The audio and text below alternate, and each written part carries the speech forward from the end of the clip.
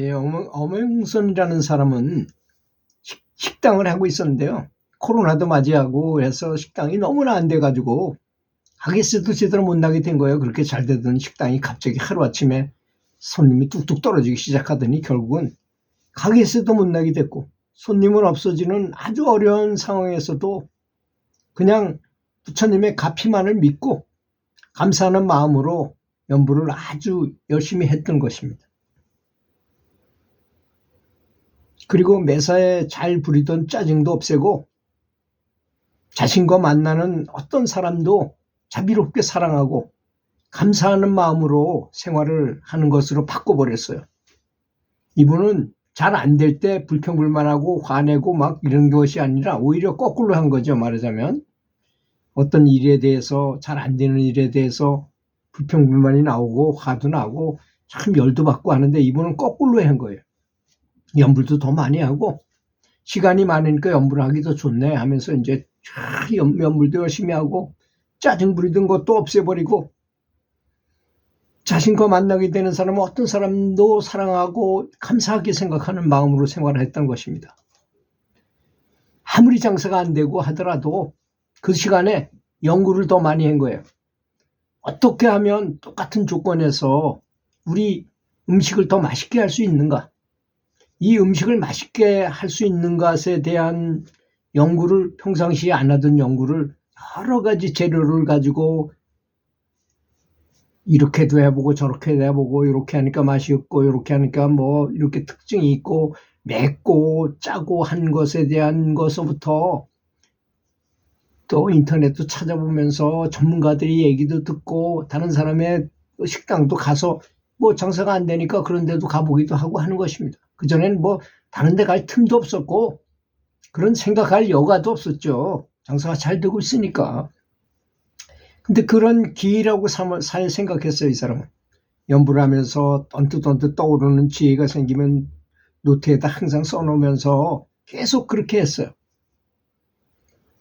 그는 점점 더 행복하고 늘 미소를 짓고 있는데 오히려 주위 사람들이 걱정하기에 이르렀어요.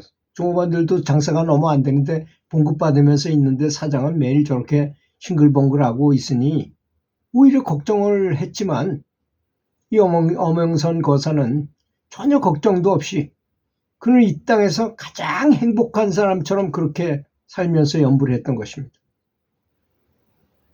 그런데 신기한 것은 그렇게 장사가 안 되고 어려우면서도 그래도 그런 대로 식당은 잘 굴러가는 것이었습니다.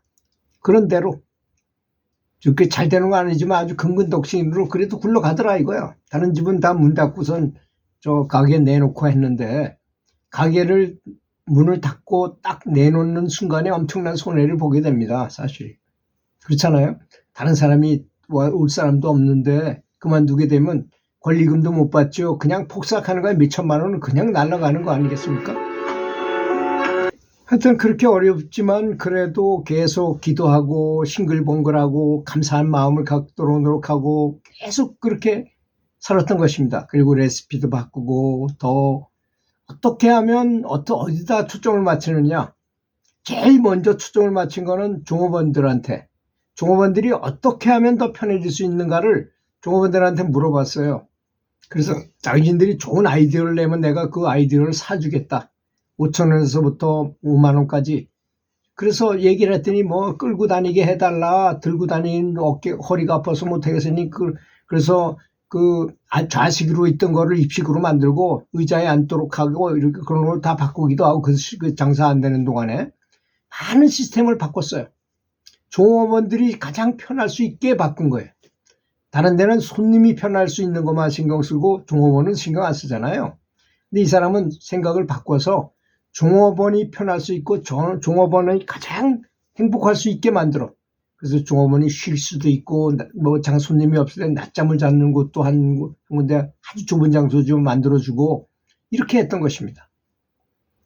결국 한 달 만에 그런 마음을 먹고 그렇게 기도하고 그렇게 연부를 하고 계속 그렇게 좋은 마음을 갖고 살았더니 손님들이 차츰 꾸역꾸역 늘어나기 시작하더라는 것입니다.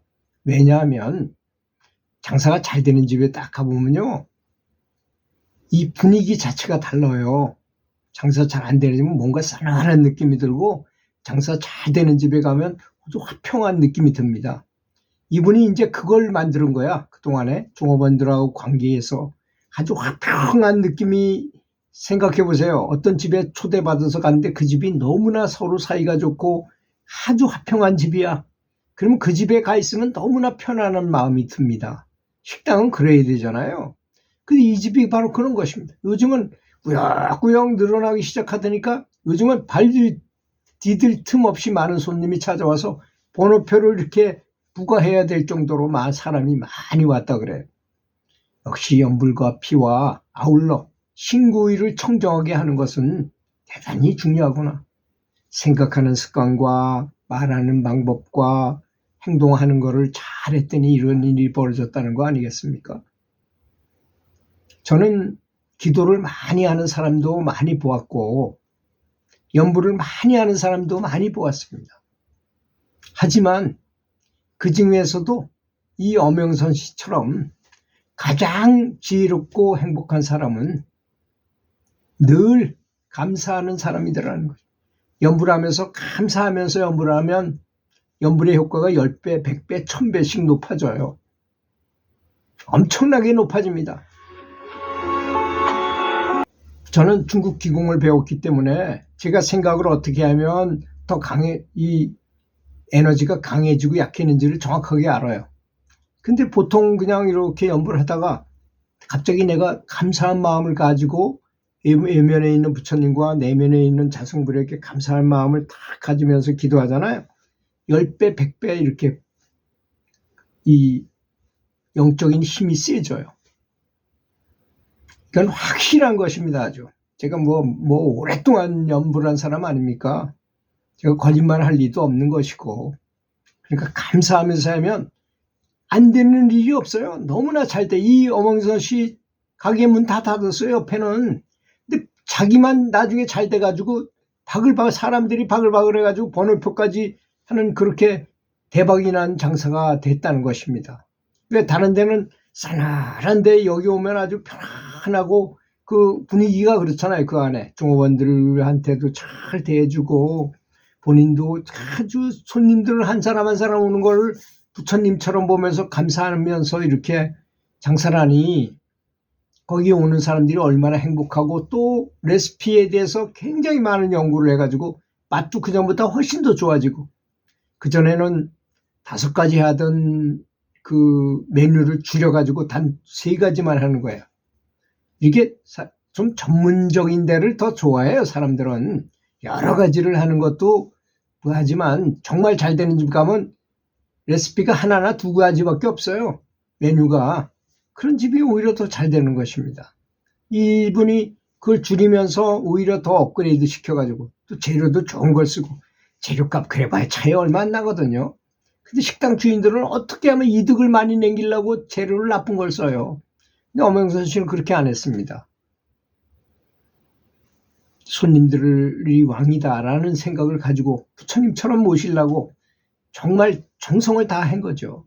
그러니까 손님이 그렇게 많이 오니 내가 조금 이문이 적어도 손님이 많이 오니까 다 해결되는 거고 종업원들도 아주 신나서 즐겁게 일할 때 일하고 쉬는 시간에는 확실히 쉴 수 있게 취침까지도 시켜주고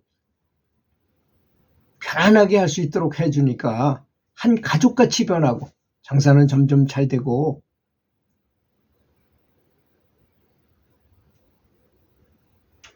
감사하는 마음을 갖는 게 그만큼 중요하다는 걸 말하는 거죠. 저는 항상 감사하면서 연불을 하는 것을 가장 좋은 연불법이라고 생각하는 사람입니다. 감사해서 눈물이 나왔다면 그거는 극락세계와 연결됐다는 의미라고 저는 생각하고 있어요. 그래서 어떤 분은 눈물을 많이 흘리는 게 좋은 건지 나쁜 건지도 모르고 그냥 그런데 확실하게 좋은 것입니다. 감동의 눈물을 흘리면서 연불하십시오. 무조건 모든 일이 다 잘 되고 몸도 건강해질 것이고 하는 일이 다 잘 될 것입니다. 그렇지 않습니까? 제가 거짓을 말할 리가 없지 않습니까? 잘 들어주셔서 대단히 감사합니다.